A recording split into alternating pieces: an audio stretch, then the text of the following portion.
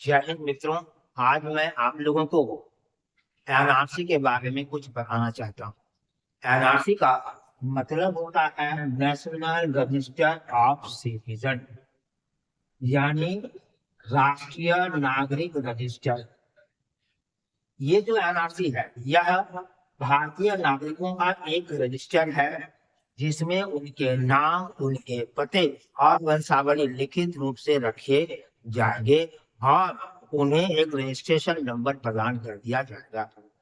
इस एनआरसी को लाने की आवश्यकता इसलिए महसूस की जा रही है क्योंकि रोहिंग्या मुसलमान और बांग्लादेशी हमारे देश में करोड़ों की संख्या में घुस आए हैं और देश के विभिन्न भागों में डेमोग्राफी को बदलते जा रहे हैं।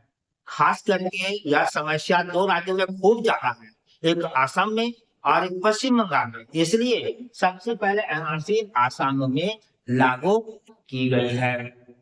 अब आवश्यकता इस बात की है कि एनआरसी को असम के साथ साथ पश्चिम बंगाल में भी लागू करने की व्यवस्था की जाए।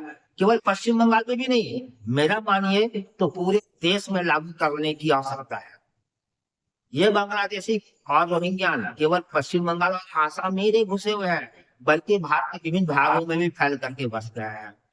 एनआरसी में इस बात की व्यवस्था की जानी चाहिए कि हमारे देश में जो विदेशी आकर के बसे हैं उन्हें हर प्रकार की सुविधाओं से वंचित की जाए और या तो उन्हें देश से निकाला जाए।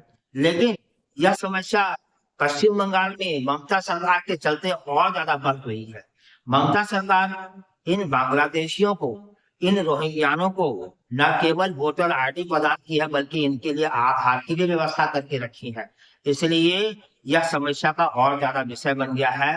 अगर इस एनआरसी के माध्यम से विदेशियों के को नहीं रोका गया तो सही मायने में हम हिंदुओं का पश्चिम बंगाल में, आसाम में और देश के विभिन्न भागों में रहना मुश्किल हो जाएगा, क्योंकि ये बांग्लादेशी, ये रोहिंग्या देश के लिए कैंसर का विषय बनते जा रहे हैं। इसलिए मैं देश के सरकार से, प्रधानमंत्री मोदी जी से और माननीय सर्वोच्च न्यायालय से यह निवेदन करना चाहता हूं कि इस समस्या का जल्द से जल्द समाधान निकाला जाए, नहीं तो देश नहीं बचेगा। हम हिंदुओं को अनेक समस्याओं का सामना करना पड़ेगा क्योंकि हम हिंदू शांति प्रिय जाति हैं, शांति प्रिय है, जो कभी युद्ध नहीं चाहते हैं और हम किसी से झगड़ा झंझट भी नहीं चाहते हैं। इसलिए हमें ही झेलने पड़ रहे हैं।